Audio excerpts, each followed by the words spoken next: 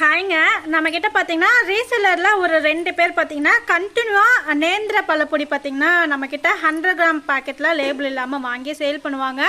So last டைமே சொல்லியிருந்தேன், நான் வாழைக்காய் சீவினதுக்கப்புறம் தான் பார்த்தீங்கன்னா எனக்கு இந்த மாந்தவம் வந்துச்சு. அதுக்கு நான் நெயில் கட் பண்ணப்போ அப்படின்ட்டு.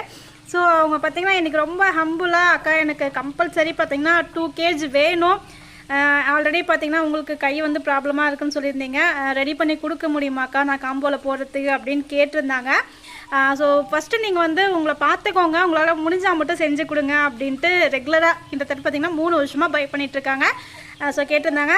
இப்போ பார்த்தீங்கன்னா என்னையும் தாண்டி வேலைக்கும் ஆள் வச்சுருக்கோம் அப்படின்றதுனால ஸோ ரீசெல்லர் நீங்கள் பயப்பட வேணாம்.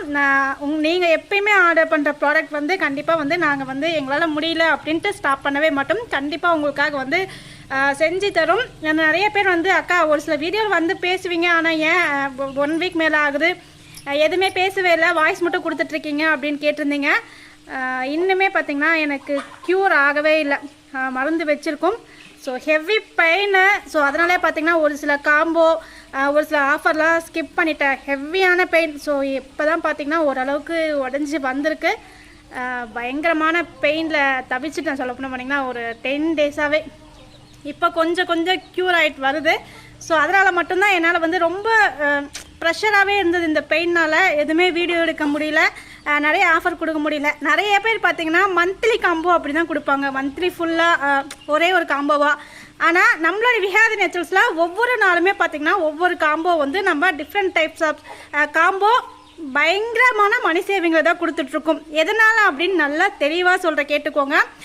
ஒரு காம்போ விற்றோம் அப்படின்னா எங்களுக்கு அதில் 50 ரூபாய் லாபம் வந்தால் போதுங்க. மொத்தமாக அந்த பொருள் எல்லாமே சேர்த்து விற்றா ஒரு 500 ரூபாய் லாபம் வரும். ஒரு 10 பொருள் விற்றா 500 ரூபாய் லாபம் வருது அப்படின்னா எனக்கு அந்த காம்போ 1 விற்று 50 ரூபாய் லாபம் வந்தால் போதும். அதனால தான் பார்த்திங்கன்னா என்னுடைய காம்போ பொறுத்தவரைக்கும் உங்களுக்கான மணி சேவிங் 400 ரூபாயிலேருந்து 500 ரூபாய் சேவ் பண்ணுற மாதிரியான ஒரு பெஸ்ட்டு காம்போ கொடுத்துருக்கேன். ஏன்னா நமக்கும் ஓரளவுக்கு ஃபாலோவர்ஸ் இருக்காங்க. ஒரு காம்போ போட்டோம்னா மினிமம் 30 ஆர்டர்ஸ்னால் வரும். ஸோ அதில் பார்த்திங்கன்னா மேனேஜ் ஆகிடும். ஒரே ஒரு பொருளுக்கு ஒரு பெரிய அமௌண்ட்டை வைக்கிறதுக்கு பதிலாக காம்போலாம் ஸ்ப்ளிட் பண்ணி ஒரு ஆர்டருக்கு ஒரு காம்போவுக்கு எனக்கு 50 ரூபாய் லாபம் வந்தாவே போதுங்க. எனக்கு 30 to 40 காம்போ ஒரு நாளைக்கு சேல் ஆகிடும். ஸோ அதில் தாராளமாக என்னால் மார்ஜின் எடுத்துட முடியும் என்னுடைய கஷ்டப்பட்ட உழைப்புக்கு. ஸோ கஸ்டமருக்கும் ஒரு நல்ல சேவிங்காக இருக்கும் அப்படின்றதுனால தான் நான் பார்த்திங்கன்னா டெய்லி பேஸில் ஒவ்வொரு காம்போ ரெடி பண்ணி போட்டுட்ருக்கேன். அதுவுமே ஒரு 2-3 நாளாக போடவே இல்லை. நிறைய பேர் கேட்டிருந்தீங்க அக்கா எதுனா காம்போ போடுங்கன்ட்டு. ஸோ விஹாரி நேச்சுரல்ஸில் அடுத்தடுத்து பார்த்திங்கன்னா பாரம்பரிய கஞ்சில் நிறைய ப்ராடக்ட்ஸ் ரெடி பண்ணிகிட்ருக்கோம். திணை, பொங்கல், சாமை இதில் எல்லாத்தையுமே பார்த்திங்கன்னா பொங்கல் மிக்ஸு, இட்லி தோசை மிக்ஸு, புட்டு